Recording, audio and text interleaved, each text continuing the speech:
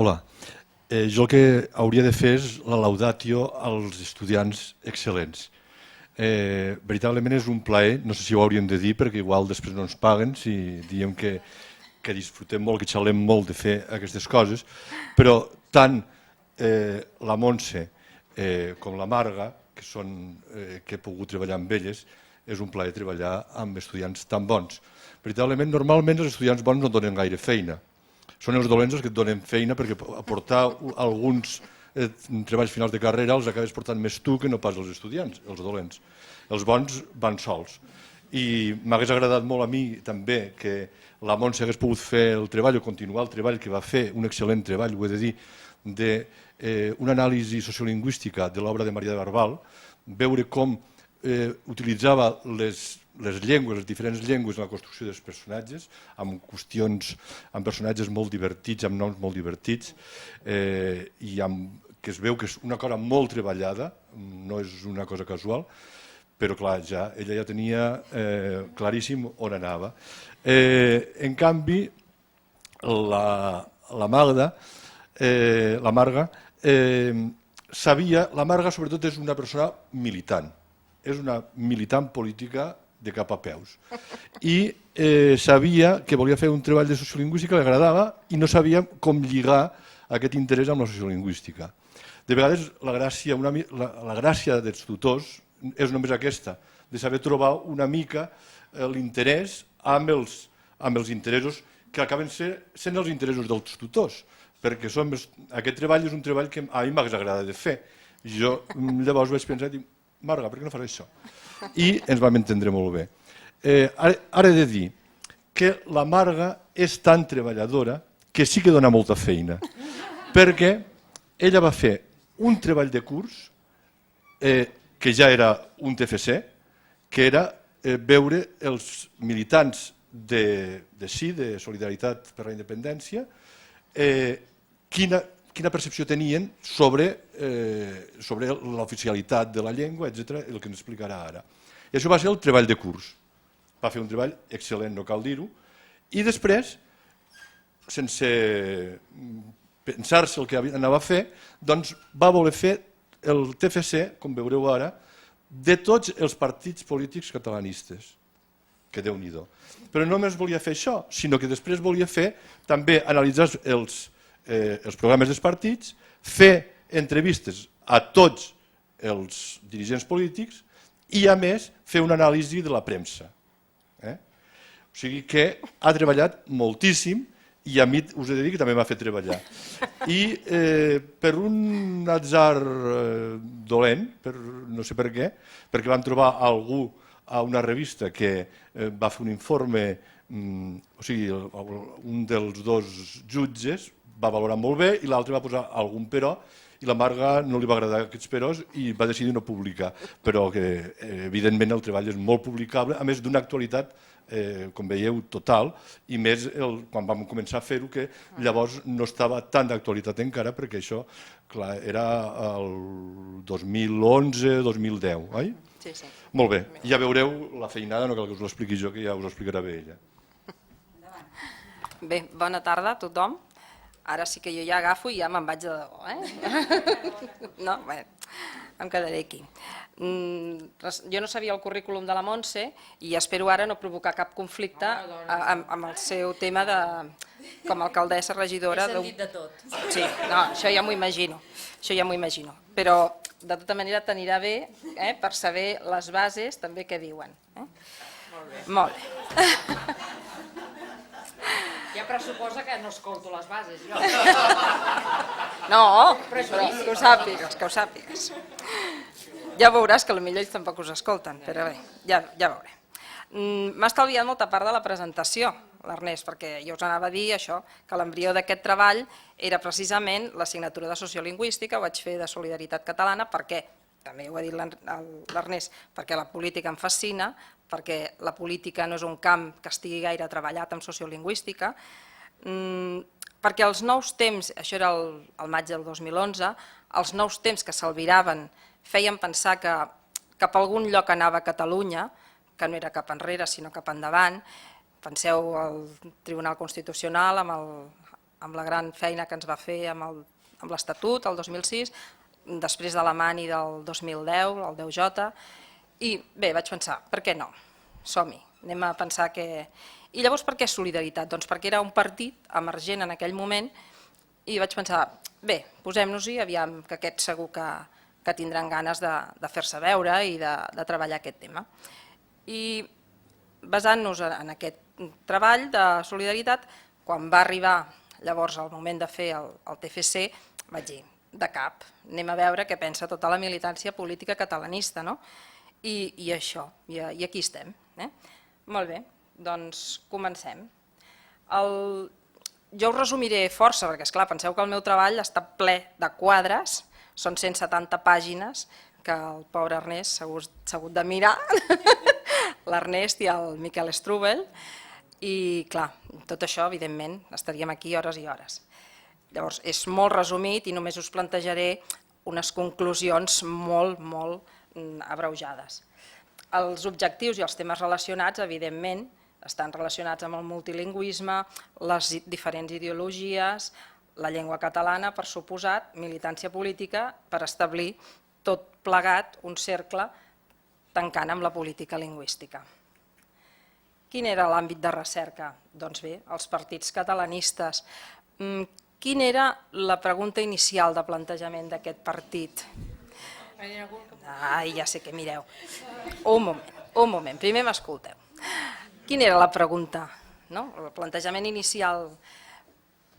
On em situo? Catalunya. Quins partits escullo? Els catalanistes, els que no estiguin vinculats a cap partit amb Espanya i, a banda, que tinguin en els seus estatuts, ponències, diguem-li qualsevol altre tipus de documentació fundacional, doncs el dret a decidir o que directament siguin clarament independentistes. Van estar convidats tots aquests, però la creueta ve perquè Unió va declinar la invitació de participar en aquest estudi perquè, segons em van dir, no veien clar que la confidencialitat es mantingués. Tot i que jo els hi vaig explicar, com ara us explicaré, quina era la metodologia de treball. Molt bé, la metodologia és un engranatge en el qual, una mica ja ho ha avançat també l'Ernest, la informació havia de venir per 3 canals. El canal principal eren les enquestes a la militància política, el segon era l'anàlisi de tots els documents estatutaris i ponencials, sempre referits a política lingüística i llengua catalana, no miraria tots els programes electorals.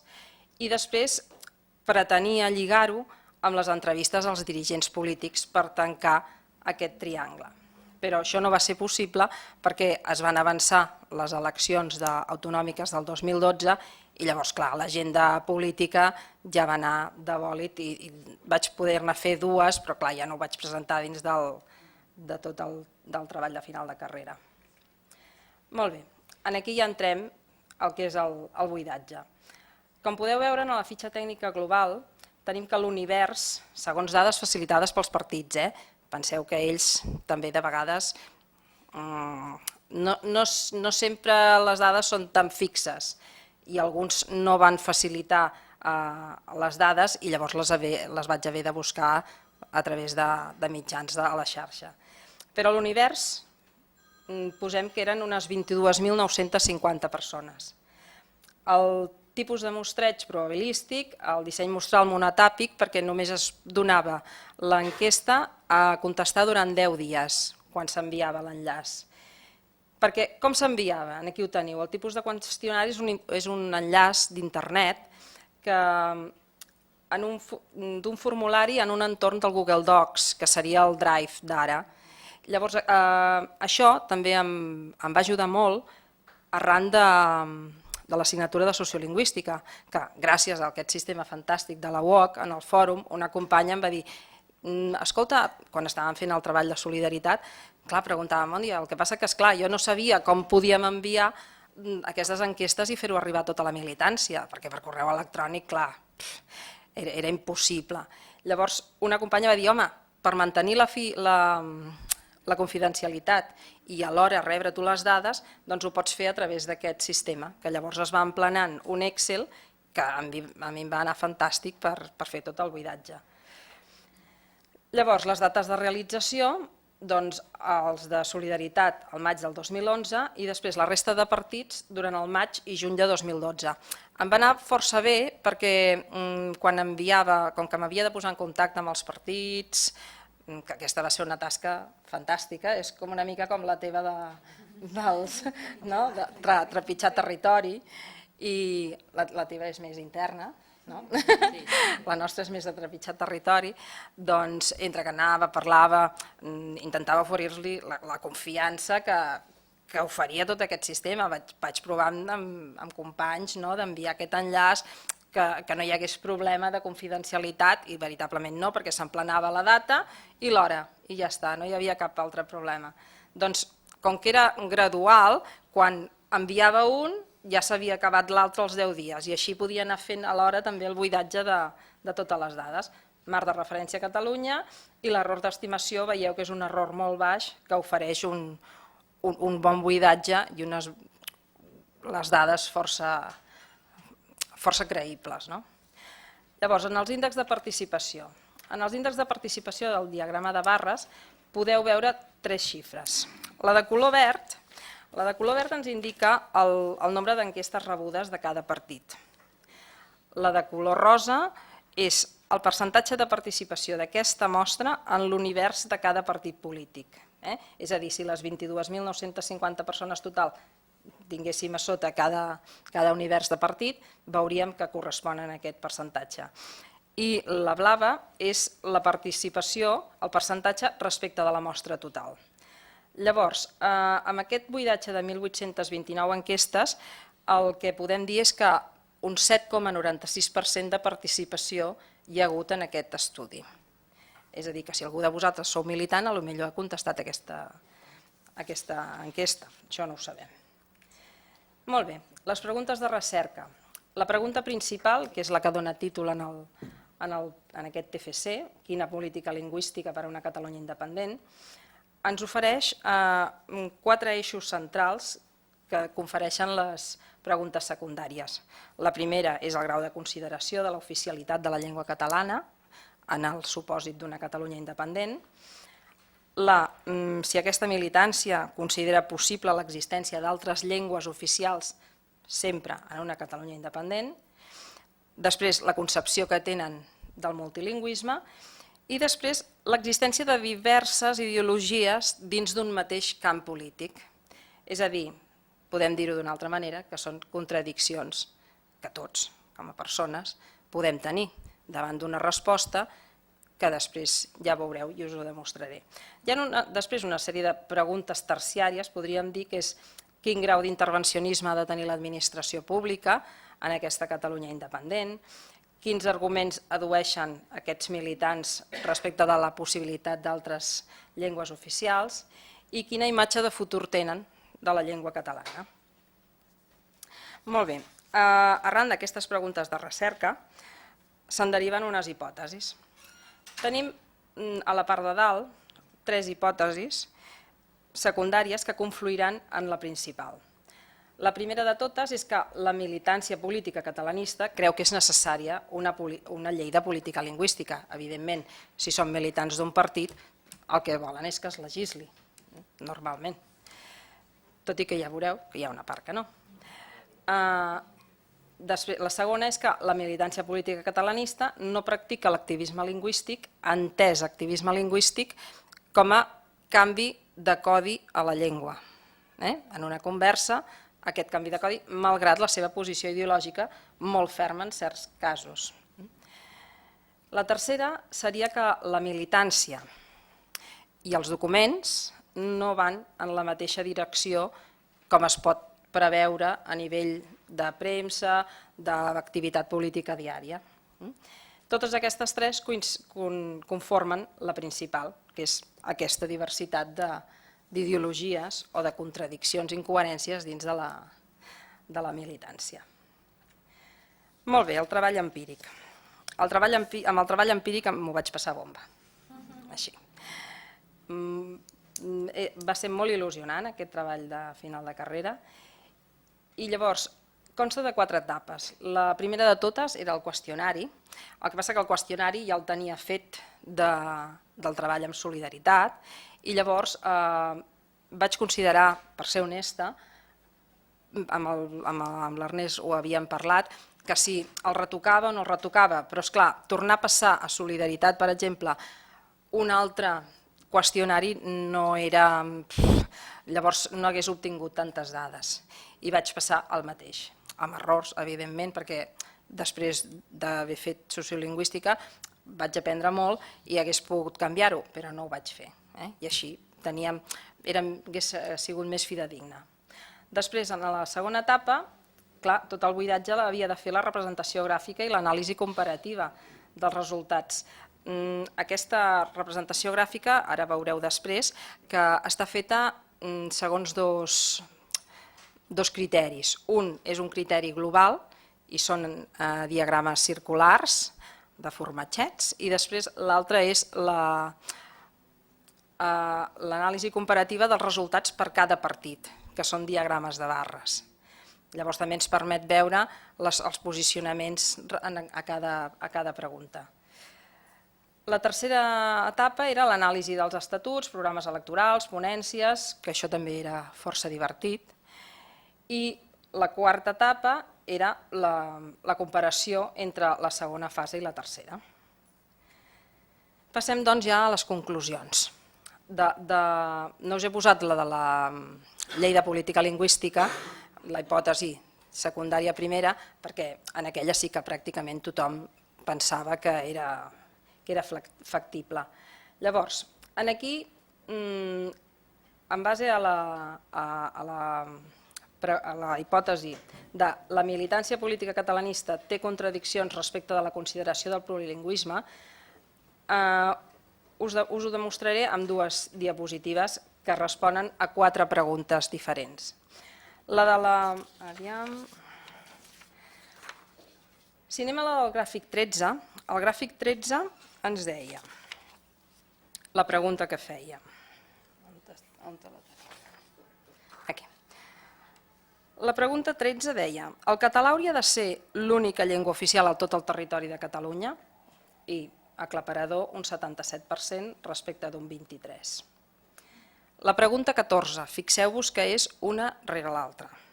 La pregunta 14 ens diu: penses que caldria afegir alguna altra llengua oficial a Catalunya? I mireu, no cal dir gaire cosa. Clar, si una persona hagués llegit, que va bé moltes vegades, doncs hauria vist que havia de contestar a l'inrevés. O sigui, els resultats haguessin hagut de ser un 77% pel no i a l'inrevés, del 23% del no del gràfic 13 passem a un 35%. Què passa aquí?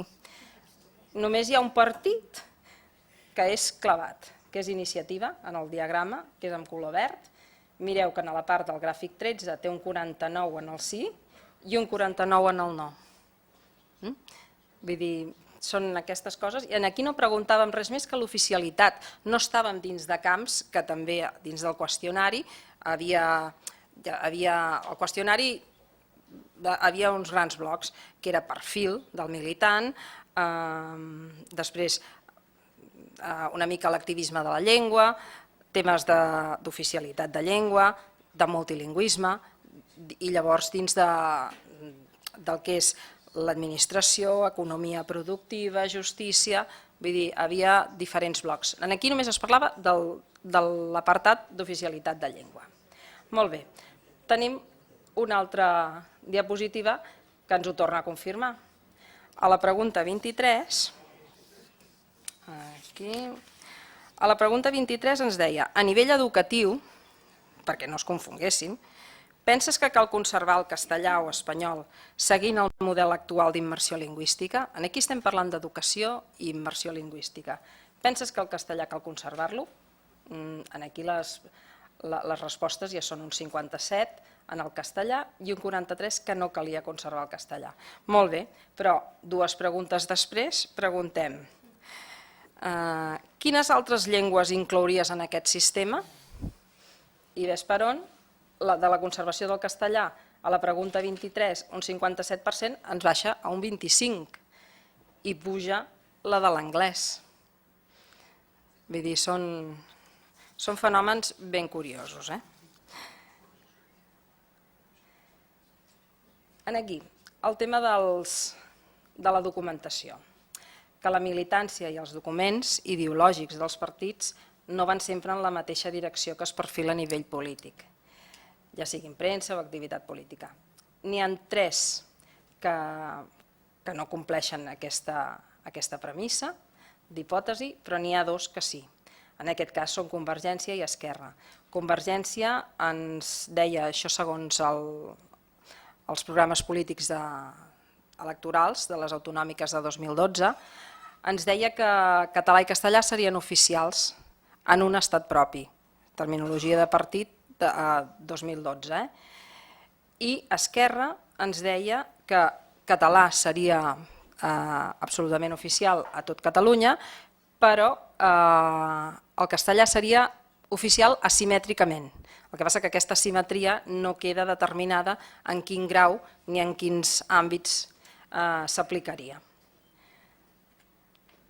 I finalment, a nivell conclusiu, molt a grans trets, evidentment, el que podem deduir és que el català ha de ser oficial a tot el territori i l'occità a la Vall d'Aran.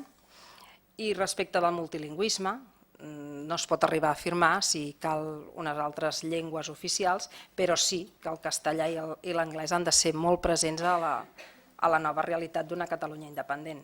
Amb el grau d'intervencionisme, la militància és absolutament favorable a que l'administració pública sigui intervencionista, ja sigui en sistema educatiu, economia productiva, qualsevol àmbit de l'administració pública, sobretot en justícia, que això sí que és evident.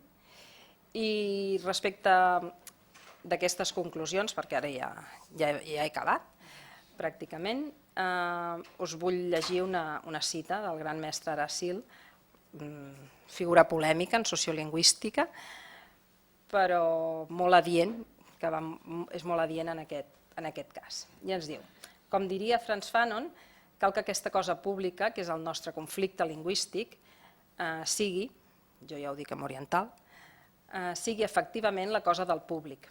El conflicte no serà conegut si no és abans reconegut, és a dir, ventilat a l'aire lliure de la discussió. Hem d'abocar la nostra gent a confessar i a encarar amb coratge la brutal realitat del dilema en què es troben. I, evident, penso i comparteixo absolutament aquestes paraules. Respecte de les línies de recerca futures, com podeu veure, això és un puzzle, que l'Anna també ho ha posat i m'he recordat.